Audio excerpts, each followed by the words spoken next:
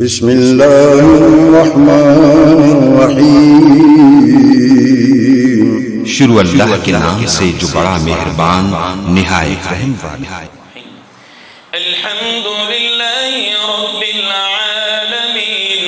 الرحمن الرحيم مالك يوم الدين إياك نعبد وإياك نستعين اهدنا الصراط المستقيم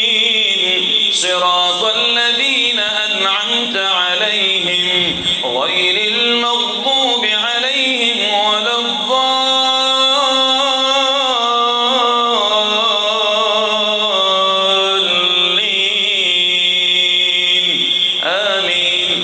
بسم الله الرحمن الرحيم هو الذي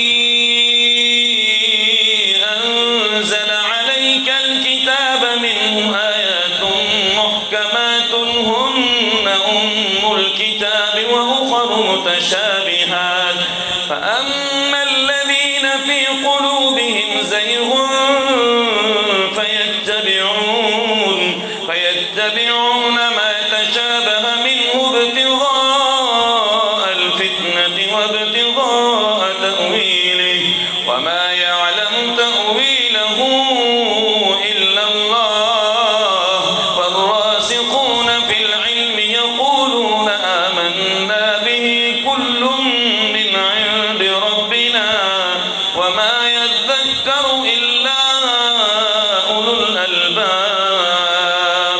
ربنا لا تزغ قلوبنا بعد إذ هديتنا وهب لنا من لدنك رحمة إنك أنت الوهاب ربنا إنك جامع الناس ليوم لا ريب